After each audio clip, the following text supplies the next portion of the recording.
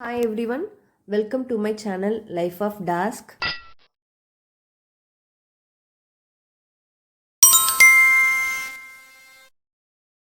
இன்னைக்கு நம்ம என்ன பார்க்க போறோம்னா சப்பாத்தி எப்படி நல்லா சாஃப்டாக நல்லா பூரி மாதிரி உப்பி வர்ற மாதிரி நம்ம போடலாம் அப்படின்னு தான் நம்ம இந்த வீடியோவில் பார்க்க போகிறோம்.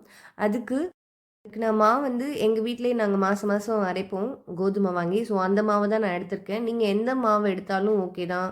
அந்த மாவை கண்டிப்பாக சலிச்சு யூஸ் பண்ணுங்கள். ஏன்னா மாவில் கண்டிப்பாக வண்டு பூச்சி தூசி எல்லாமே இருக்கும். ஸோ எப்போவுமே நீங்கள் மாவை வந்து சலிச்சியே யூஸ் பண்ணுங்கள். அந்த சலிச்ச மாவில் நம்ம மாவுக்கு தேவையான அளவுக்கு உப்பு போட்டுக்கலாம். ஒரு ஆஃப் ஸ்பூன் அளவுக்கு உப்பு போட்டுக்கலாம். ஆயில் வந்து ஒரு 3 ஸ்பூன் 2 ஸ்பூன் அந்த மாரி போட்டுக்கோங்க. உங்களுக்கு ஆயில் வேணால் ஊற்றிக்கோங்க, இல்லைனா நெய் வேணாலும் ஊற்றிக்கோங்க. அதுவுமே நல்லாயிருக்கும். ஸோ அது 2த்தையுமே ஃபஸ்ட்டு உப்பு, ஆயில் அந்த மாரி போட்டு அது மாவோடு சேர்த்து ஃபஸ்ட்டு நல்லா பெசஞ்சு விட்டுருங்க. மிக்ஸ் பண்ணி விட்ருங்க ஃபுல்லாக. மிக்ஸ் பண்ணி விட்டுட்டக்கப்புறம் தண்ணி வந்து ஃபஸ்ட்டு லைட்டாக கையில் ஊற்றி கொஞ்சம் கொஞ்சமாக தெளித்து தெளித்து அந்த மாவு ஃபுல்லாக ஸ்ப்ரெட் பண்ணி விடுங்க. தெளித்து தெளித்து ஃபுல்லாக ஸ்ப்ரெட் பண்ணி விட்டால் தான் அது மாவு ஃபுல்லாக நல்லா கம்பைண்ட் ஆகி நம்மளுக்கு நல்லா சாஃப்டாக ஆகி வரும். நல்லா சாஃப்டாக நீங்கள் பிசைஞ்சுக்கோங்க.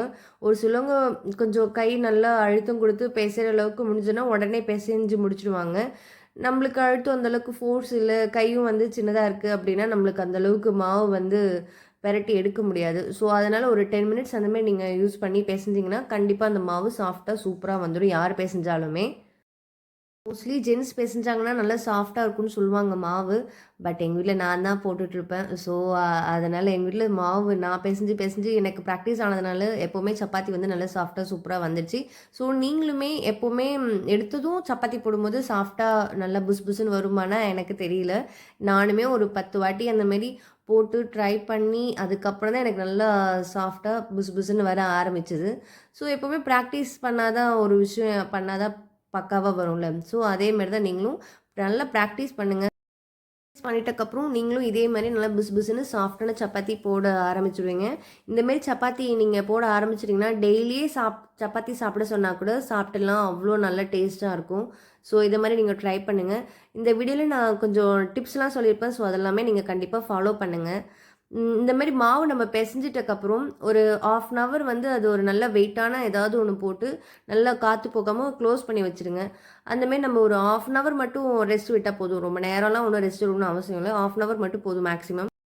1/2 அன் ஹவர் கழித்து நீங்கள் மாவு திரட்ட போகும்போது சின்ன சின்ன உருண்டையாக நம்ம பிடிப்போம்ல, அந்த சின்ன சின்ன உருண்டை எடுக்கும்போது கூட நல்லா நம்ம 2 கையும் சேர்த்து டைட்டாக நல்லா அழுத்தி நம்ம சின்ன சின்ன உருண்டைகளாக பிடிச்சி வச்சுக்கணும். அப்போ தான் நல்லா சாஃப்டாக வரும். இது ஒன் ஆஃப் தி டிப். இது அந்த மாதிரி உருட்டி வச்சதுக்கப்புறம் நீங்கள் தேய்க்க ஆரம்பிச்சிடுங்க. ஸோ அந்தமாதிரி தேய்ச்சதுக்கப்புறம் அதேமாதிரி தோசைக்கல்லில் நம்ம போகும்போதும் தோசைக்கல் நல்லா சூடாக இருக்கணும். ரொம்ப கொஞ்சம் சூடு கம்மியாக இருக்கும்போது போட்டிங்கனாலும் சப்பாத்தி ஹார்டாகிடும். ஸோ நல்லா தோசைக்கல்லை ஹீட் பண்ணி வச்சுக்கோங்க. அந்தமாரி ஹீட் பண்ணிட்டக்கப்புறம் நீங்கள் தேய்ச்சி வச்சுருக்க சப்பாத்தியை போட்டு நீங்கள் ஃபஸ்ட்டு ஒன் சைடு வேக வச்சுட்டு அது பபிள்ஸ் வர ஆரம்பிக்கும். அதுக்கப்புறமேட்டா நீங்கள் இன்னொரு சைடு ஃப்ளிப் பண்ணுங்கள். இன்னொரு சைடு திருப்பிட்டக்கப்புறம் நீங்கள் உடனே ஆயில் ஊற்றிடாதீங்க. அந்த சைடு வெந்ததுக்கப்புறமும் திரும்ப நீங்கள் திருப்பி போட்டு அதுக்கப்புறமேட்டா நீங்கள் ஆயில் ஊற்றுனீங்கன்னா இந்தமாரி நல்லா புஸ் புஸ்ன்னு ஆகி வரும். சப்பாத்தி போட்டு முடிச்சதும் உடனே ஏதாவது ஹாட் பேக்கில் இல்லைன்னா காற்று போகாத ஏதாவது ஒரு இடத்துல நீங்கள் நல்லா அதை போட்டு கவர் பண்ணி வச்சுருங்க. அப்போ தான் கடைசி நம்ம கொஞ்சம் லேட்டாக சாப்பிட்டாலும் சப்பாத்தி நல்லா சாஃப்டாக இருக்கும். ஸோ இந்த டிப்ஸ்லாம் நீங்கள் ஃபாலோ பண்ணி நீங்கள் சப்பாத்தி போட்டு சாப்பிட்டிங்கன்னா கண்டிப்பாக சாஃப்டாக சூப்பராக இருக்கும் சப்பாத்தி. உடனே சாப்பிட்டா தான் சாஃப்டாக இருக்கும்ல. இந்த டிப்ஸ்லாம் யூஸ் பண்ணிங்கன்னா கொஞ்சம் நேரம் சென்று சாப்பிட்டா கூட உங்களுக்கு சப்பாத்தி நல்லா சாஃப்டாகவே இருக்கும்.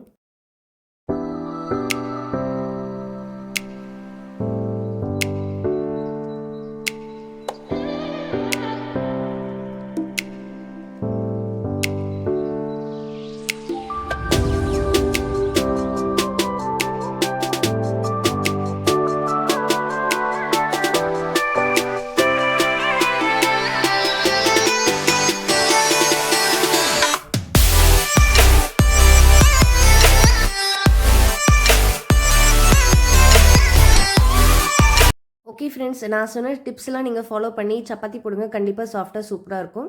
ஸோ இந்த வீடியோ உங்களுக்கு பிடிச்சிருக்கும்னு நினைக்கிறேன். Thank you so much friends.